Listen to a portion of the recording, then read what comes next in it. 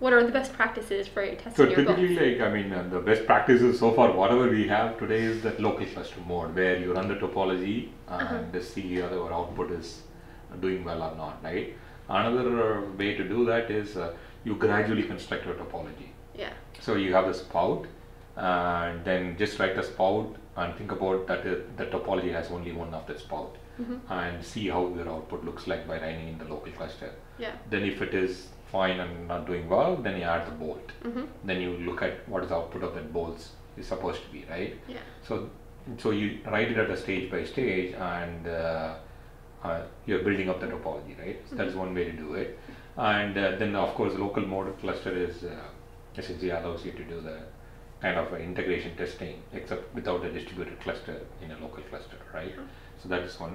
I mean, ideally we wish that we can do some kind of simple unit testing on every bolt and spout level, where you say this is my input, that is my output for every spout or every bolt that you have, right?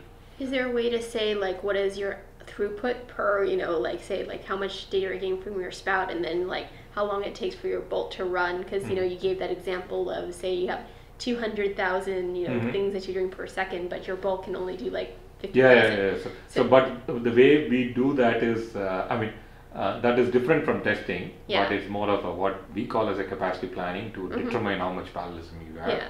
And typically your testing occurs on a smaller amount of data, like what we used to have the sample data, right?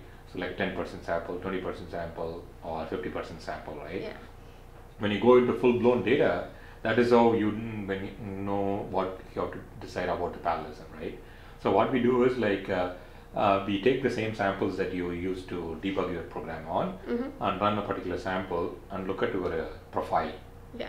So what we do is at every bolt and every spout level and the corresponding tasks that we have, we look at the CPU usage. Yep. So we have a trend in terms of how much CPU usage, because we run it for a few days before it goes into production. Yep. So then, so that you can capture the traffic variations over doing a particular time of the day and putting a particular time of the week, or all those things, right? So once you have know the CPU usage, then we come back. Hey, by the way, your topology with 10 tasks seem to take 90% of the time, 90% CPU usage, which is not a good thing, because you need some headroom for if any sudden surge in traffic. Yeah. Right. So which means you should not be doing it 90% at 10 instances. Instead, we should be going down to, like, let's say, keep that 60%. Like 60% to 50 to 60% is the normal. So that you have to determine the number of parallel instances where the CPU usage is 50% approximately, right? So then when you keep that one, then you have another headroom of another 50% to go up and down if there is any variation that occurs, right?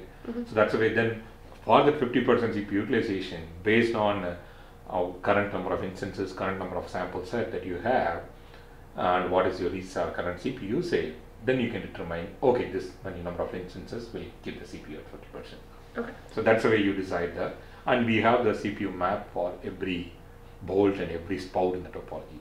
So then you can determine at every stage how much parallelism that you need.